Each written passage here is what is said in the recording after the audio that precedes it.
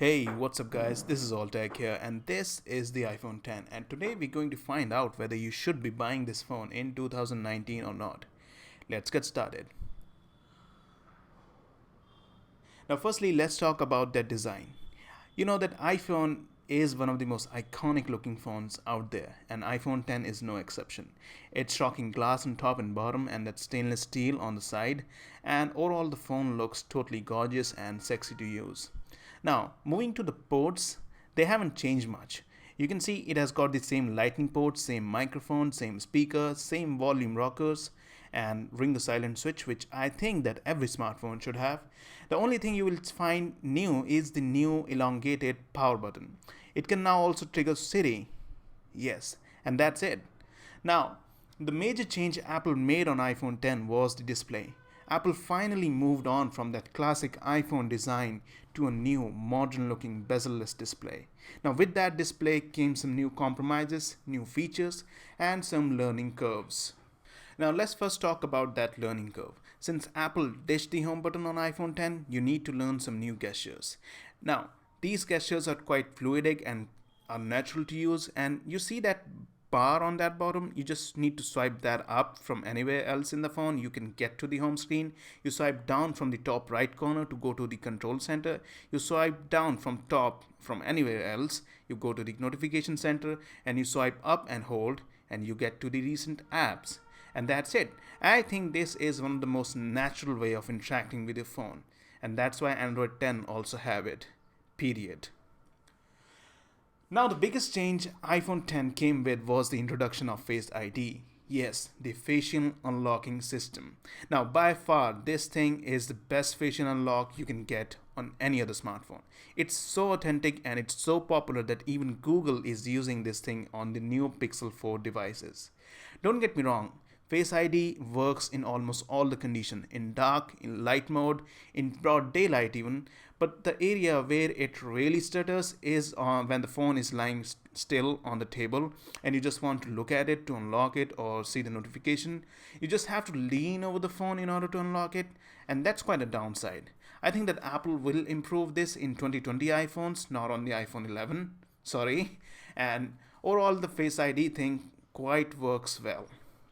Now, other big change that iPhone 10 came with was the introduction of the OLED display.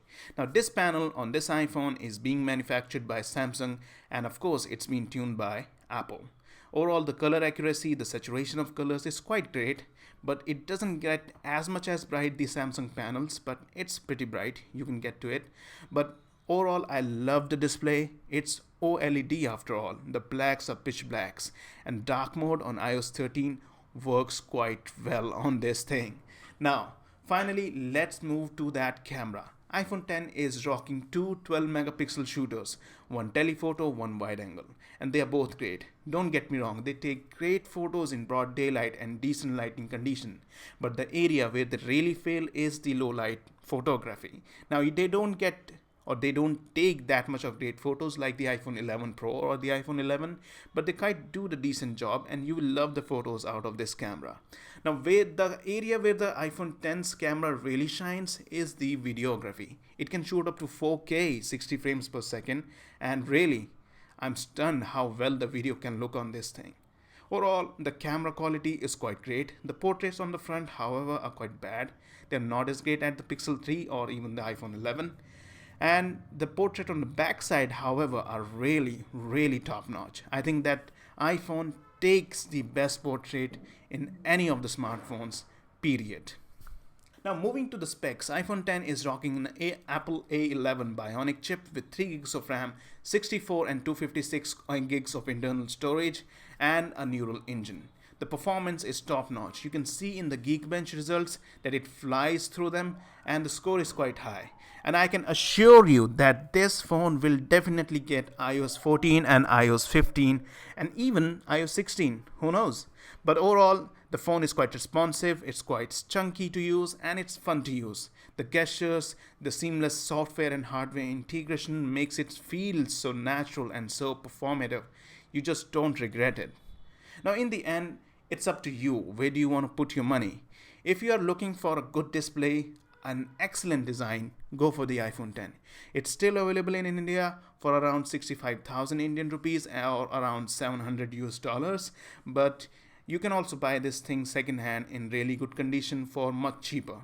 But if you're looking for a budget smartphone and you only want a new thing, go for the iPhone 11. It has got the new best cameras, a pretty decent design, and not that great display. Yeah, iPhone 11 compromises on display, but it's totally upon you. You want a better display, better design, decent camera, great performance, go for the iPhone 10. You want a better camera, latest tech, latest chip, go for the iPhone 11. And that's not it. There is one more thing, and that is the Animojis, possibly the funniest feature of iPhone 10. Fun fact, these Animojis use only the front-facing camera, so Apple could have easily exported this technology to older iPhones, but they didn't. Well, that's a classic. I have an iPhone 10 series and you don't. Classic Apple. I hope you enjoyed the video. If you did, hit that thumbs up button. If you loved it, hit that subscribe button. And I will see you in the next video. Until then, peace out.